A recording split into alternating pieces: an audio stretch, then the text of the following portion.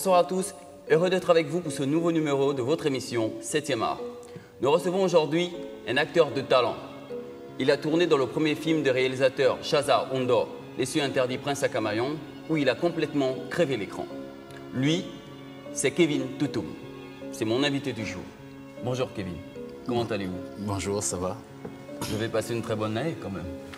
Oui, comme d'habitude, avec la grâce de Dieu. D'accord. Bon, entrons directement dans le vif du sujet. Donc, ce qui concerne votre carrière et tout le reste. Pouvez-vous nous dire ce qui vous a poussé à vouloir faire du cinéma votre métier? C'était un rêve d'enfance? Bon, disons que le cinéma c'était pas un rêve d'enfance. C'est une expérience, c'est une découverte en fait. C'est une découverte. Moi, dans ma carrière artistique, c'était la musique et la mode. Oui. Et comme ça, j'ai découvert le cinéma à travers Patrick Boumet. Et du coup, j'avais compris que c'est un don. En fait, je peux dire que c'est Patrick Boumet qui a fait en sorte que je puisse découvrir que j'ai un don en moi. Et ensuite, j'ai commencé à développer le métier du 7e art. Et à la suite, je me suis rendu compte qu'effectivement, c'est en moi. Et je commençais à sentir des vibrations, des palpitations. Je commençais à être, comment dire, possédé par les personnages. Justement. Et du coup, je me suis lancé à fond dans le métier. Et comment êtes-vous entré dans ce milieu du cinéma? Exactement, comment êtes-vous entré? Bon, c'était un après-midi. Je me baladais dans un carrefour de la place. Et il y a des gens qui m'ont vu par rapport à mon style vestimentaire et puis ils ont trouvé utile que j'avais le profil qu'il fallait pour le personnage de l'actrice principale de la série Chanice. Ouais. Et c'est comme ça que je rentre dans le cinéma avec la série Chanice de Patrick Boumet dans les années 2000, je pense. Voilà. D'accord. Alors, parlons d'Affaires voisins, où vous avez un rôle très important. Après ce que vous venez de nous dire, on comprend que ce n'est pas votre premier rôle à l'écran. Mais comment intégrez-vous l'équipe d'Affaires voisins? Bon, je peux déjà confirmer que quand je rentre à Affaires voisins, c'est d'abord Affaires voisins, c'est une coproduction de Slof Pictus en collaboration avec le CNACI, le Centre national du cinéma gabonais qui est devenu aujourd'hui l'IGIS, autant pour moi. Et j'avoue que là, je m'étais rendu compte dans cette production que, en fait, je quitte du cinéma indépendant, c'est-à-dire le cinéma à l'état brut, à un cinéma plus mûr, cinéma professionnel. Ouais. Voilà, donc pour moi, c'était une très grande expérience dans le cinéma pour avoir figuré dans cette production Affaires voisins du CNACI et de Slof. Et comment s'est passé les tournages? C'était un peu difficile pour vous? Vu que le milieu était un peu différent. Bon, difficile, non. Professionnel, oui. Techniquement, dans le jeu d'acteur, dans la disposition du matériel, dans la mise en scène, parce que nous, on sortait de l'état brut où on incarnait des personnages un peu dans le désordre. Par contre, avec Slof, en collaboration, et le CNACI, j'ai commencé à adapter un nouveau style de jeu, ce qu'on appelle le jeu posé, un jeu professionnel. Les gestes ne sont pas abusifs. La manière de s'exprimer sur un plateau, on n'est pas obligé de faire des trucs extravagants, des gestes extravagants. OK? Donc, mon jeu a été posé et c'est même là où j'ai commencé à apprendre ce qu'on appelle les marques au sol, la mise en scène. Vous faites un dialogue, on peut vous découper vos textes. C'est-à-dire, sur une séquence, on vous dit par exemple, quand vous allez dire de telles paroles à X paroles, vous avez par exemple une bouteille de coca. Et ensuite, quand vous allez renverser, vous allez mettre la bouteille de coca dans votre verre. C'est en ce moment où vous enchaînez tel texte et vous venez terminer le texte à tel endroit. On vous met les marques au sol. Et ça, c'était passionnant et j'avais compris que là, j'étais ce qu'on appelle souvent dans la cour des grands. Dedans. Voilà. D'accord. Alors, dans ce milieu-là, justement, vous avez pu bénéficier des conseils des grands du métier? Oui, oui, bien évidemment. Je venais de dire tout à l'heure que c'est une coproduction entre le CNACI et Slof Pictus, oui. Une grande maison de production vraiment que j'admire beaucoup à cause de la qualité des productions de ces films. Oui, on connaît. Donc, là-dedans, j'ai eu l'opportunité d'être d'avoir des conseils de Philippe Maury. Philippe Maury m'a beaucoup enseigné dans le jeu d'acteur. j'ai beaucoup appris de M. Marcel Sandja, qui m'a vraiment appris le jeu d'acteur, c'est-à-dire la mise en scène, si vous voulez bien, sur un plateau de tournage. J'ai beaucoup appris avec M. Henri-Joseph Koumba, qui m'a montré comment est-ce qu'il faut traduire un texte en tant que comédien, mémoriser un texte, faire le rendu d'un texte. Oui. J'ai eu l'expérience de M. Fernand Lepoco, voilà. Fernand Lepoco, ils sont pleins, le prince de Capistran, oncle Diding. Vous étiez bien entouré. Oui, j'étais vraiment bien entouré. Oui, c'est une très belle expérience. Et je pense que c'est ce qui m'a fait évoluer beaucoup dans le monde de l'actorat, dans le jeu du comédien. Et voilà. Après-midi à son hôtel. Papa, je t'en supplie. Est-ce que tu peux m'accompagner? Comme ça, tu verras de tes yeux. C'est d'accord. Merci.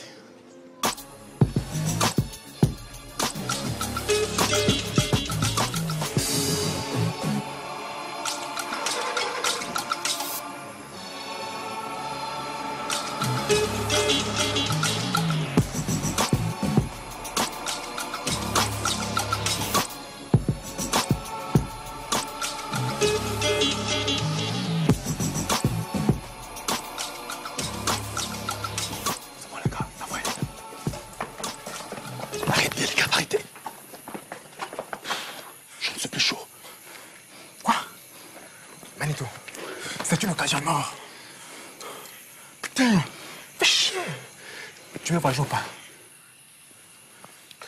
Quand on a une chance comme celle que j'ai, il faut mieux essayer de l'attraper sans se salir. Tu es dingue ou quoi? Nous sommes juste à côté d'une but. Fais chier. Écoute, tu es là tout, tu me laisses faire. Vous êtes sourd ou quoi? Pour mon voyage, je veux être clean.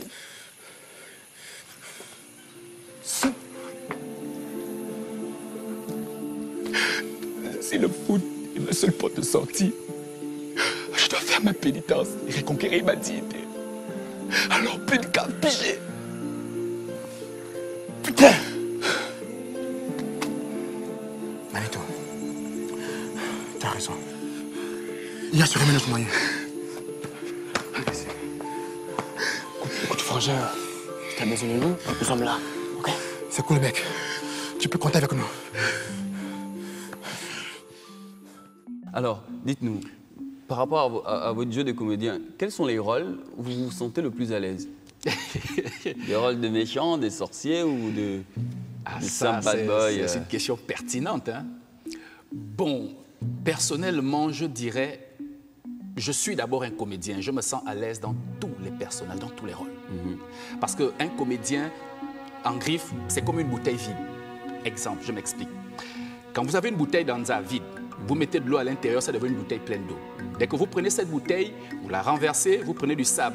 Plutôt quand vous prenez l'eau qui est dans la bouteille d'Anza, vous la renversez, vous prenez le sable, vous mettez à l'intérieur de cette bouteille, elle devient une bouteille pleine de sable. Ainsi de suite. Si c'est le gravier que vous mettez à l'intérieur de la bouteille, elle devient une bouteille pleine de gravier.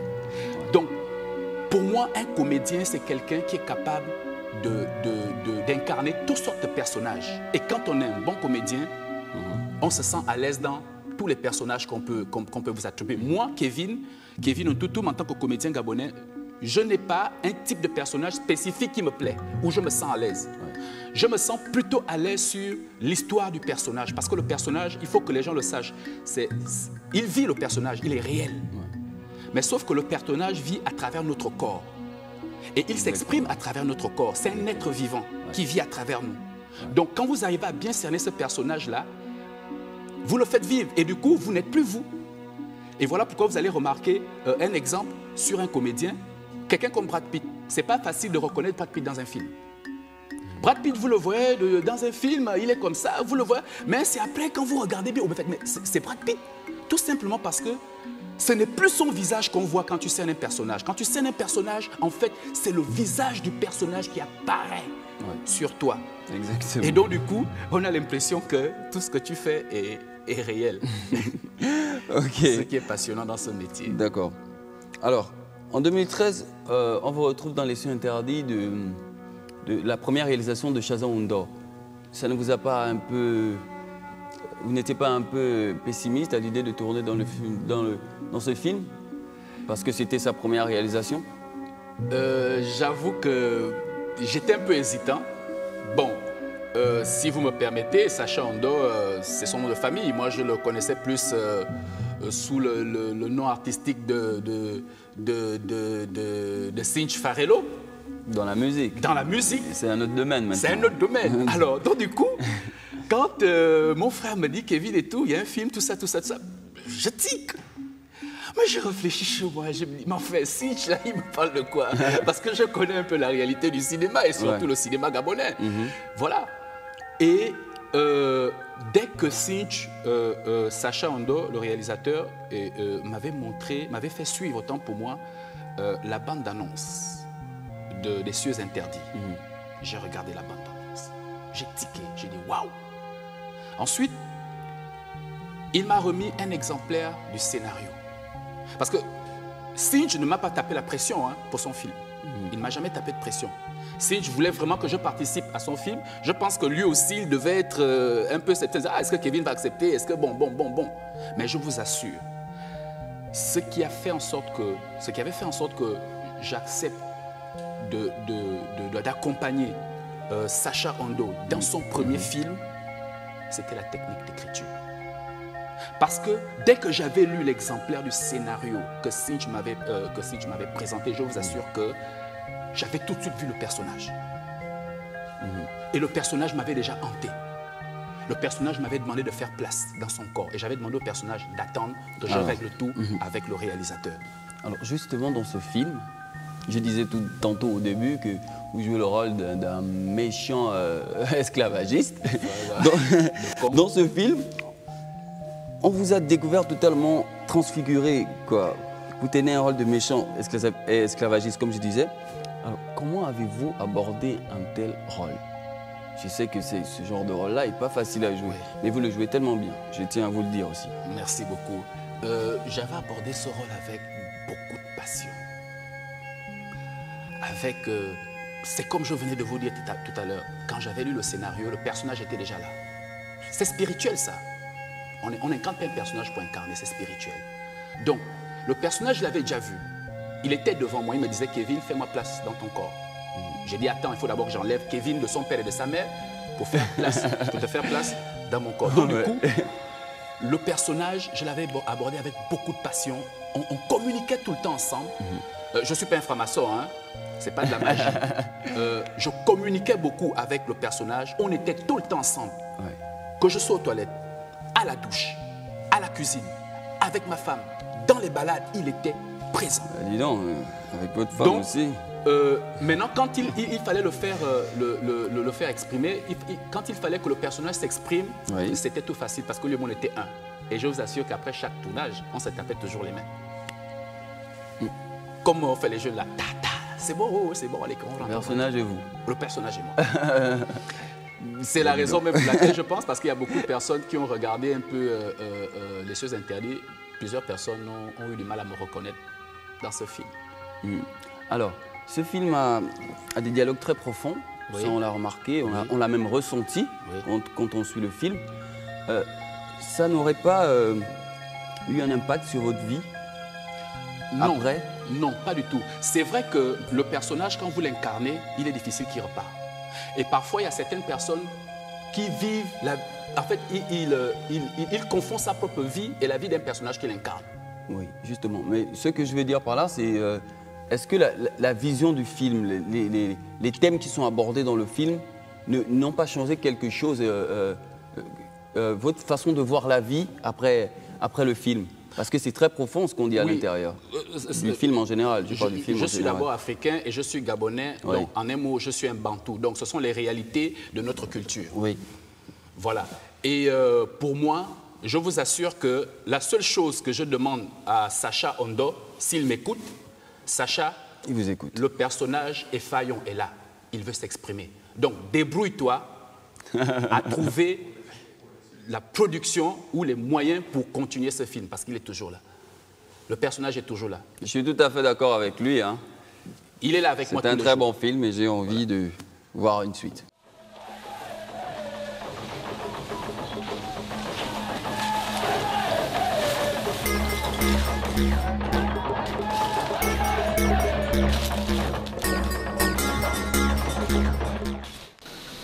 Qui es-tu et que veux-tu?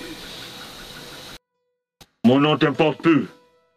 Ce que je veux, c'est que vous libérez ces deux filles. Ce n'est pas notre intention. Nous transportons ces deux âmes au marché des esclaves de Kong. Puisque tu es là, tu vas nous accompagner. Des personnes comme toi se vendent au prix d'or.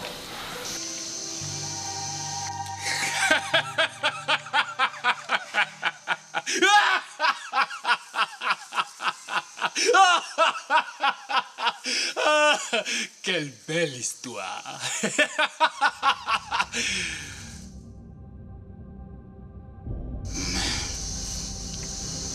Mais je crois qu'elle se termine plutôt à Kong.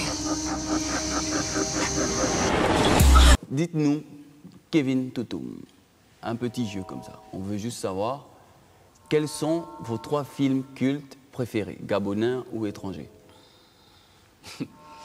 Mes 3 films cultes préférés. En fait, mes 3 films préférés. Oui, si vous Gabonais voulez. ou étranger? Gabonais d'abord et Gabonais après d'abord. étranger, si vous voulez. Bien. J'ai d'abord Affaires voisins.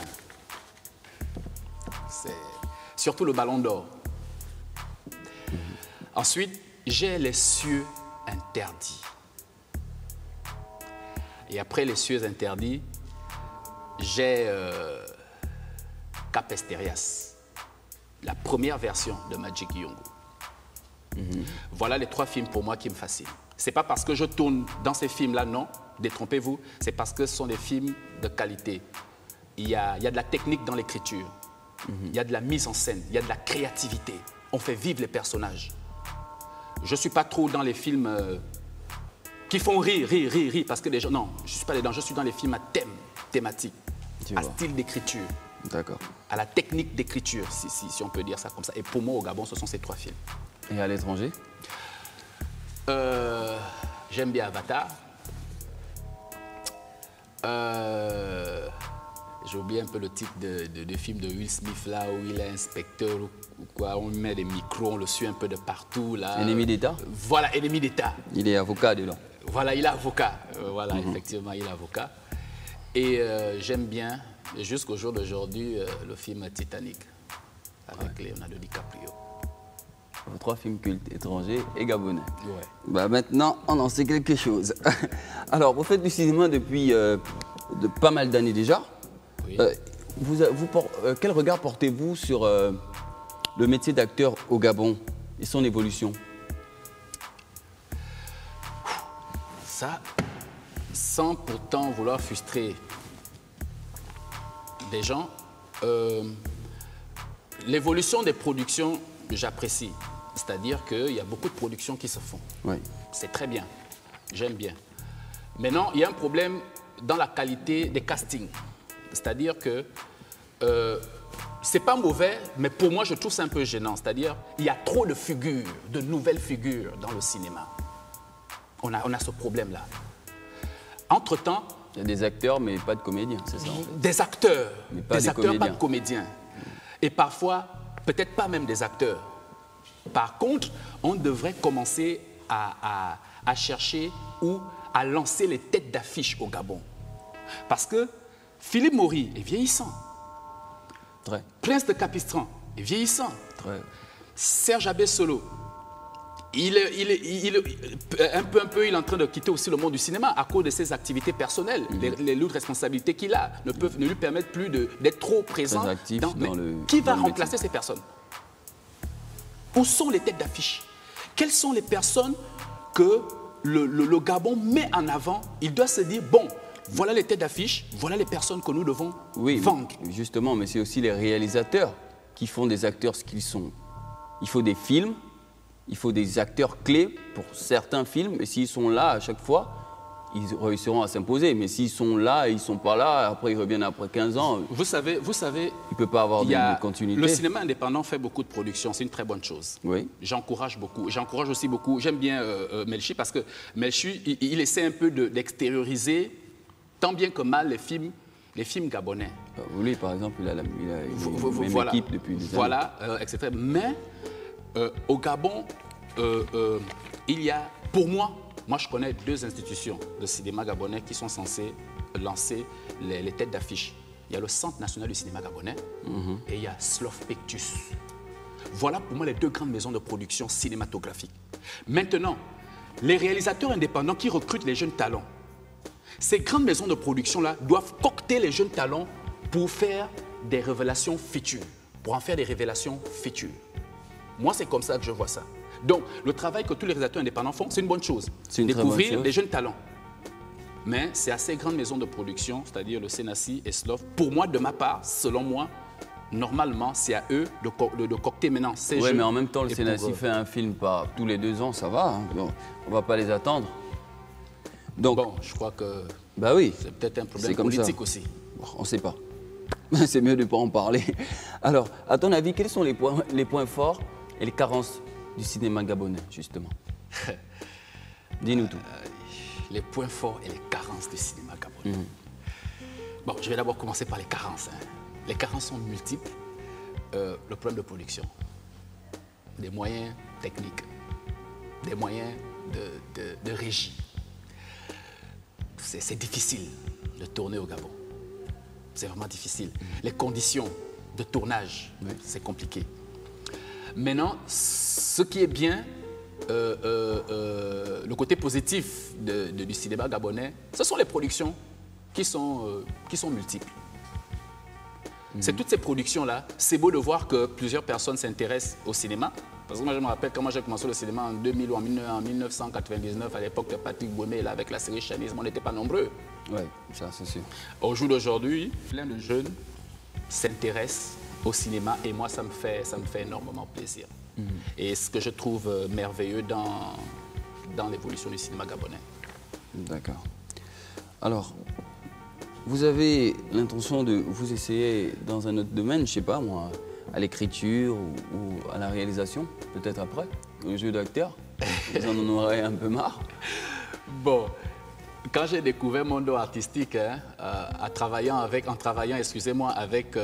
des grands que je venais de citer tout à l'heure, Philippe Maury, tout ce monde-là, Monsieur Sandja, etc., j'ai aussi découvert que j'avais ce don d'écriture et de la mise en scène. Mais moi, je ne me place pas, enfin, je ne me vois pas en tant que metteur en scène. Je ne me vois pas en tant que scénariste. Non. Moi, je me vois en tant que... Même pas réalisateur. Ma place, c'est derrière la caméra. Moi, je me vois en tant que comédien gabonais, mais à l'échelle internationale. Je me vois tourner à Hollywood. Je me vois passer au Festival de Cannes. Je me vois travailler avec Brad Pitt, Tom Cruise. Voilà. D'accord. Ben, c'est tout ce qu'on vous souhaite. Merci. Bon, très franchement, ça vient du cœur. Merci. Tout ce qu'on vous souhaite. Merci. Alors, vous avez monté votre propre structure par des sources personnelles, on a pu entendre parler, parce que ça n'a pas fait beaucoup de bruit quand même. Hein. Alors, quand a-t-elle vu le jour exactement, cette structure-là? Et vous avez des partenaires aussi? Bon, la structure, c'est une entreprise de communication multicolore, Arc-en-Ciel. Parlez-nous-en. Voilà, c'est une entreprise de communication diversifiée. Je fais beaucoup de services là-dedans. Et dans cette communication, il y a la communication audiovisuelle, c'est-à-dire publicité, film, long métrage, court métrage, etc. Partenaire en tant que tel, à part Skylight, je n'ai pas de partenaire en tant que tel qui puis m'aider à pouvoir développer mon entreprise, non. Déjà que c'est une entreprise que j'ai montée avec les économies du cinéma, les publicités, les films, de Ballon d'Or, les millions que ça m'a apporté, j'ai pu faire des économies, tout ça, pour monter ma société. C'est comme ça que j'ai pu mettre en place cette société et j'ai des gens qui croient en moi qui me font confiance et jusqu'alors, on se bat pour que cette entreprise-là soit vraiment une marque déposée dans le monde entier. D'accord, c'est tout Voilà, le bien ça, qu'on vous souhaite aussi. Merci. Alors, on va se dire au revoir. On espère, on sait que votre actualité, c'est votre entreprise, vous essayez de la faire vivre en ce moment, vous êtes à fond dedans, mais il y a peut-être d'autres projets qui vont arriver. Ok. Quand ça arrivera, on sera là pour en parler encore. Tu as peut-être quelque chose à rajouter? Oui, juste un petit mot. Oui, de vas-y, fin, un je petit t'en mot de prie. fin.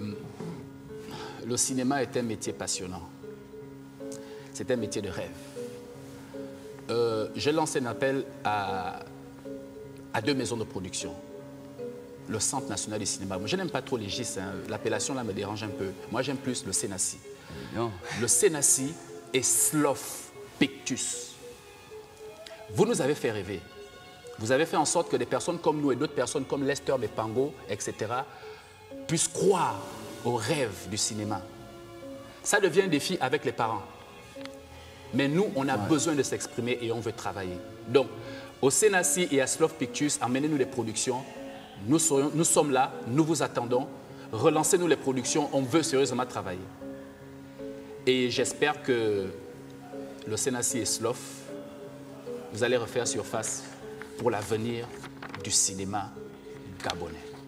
C'était tout. Au revoir à tous, vous avez compris le message, c'était Kevin Toulton. Merci. Merci.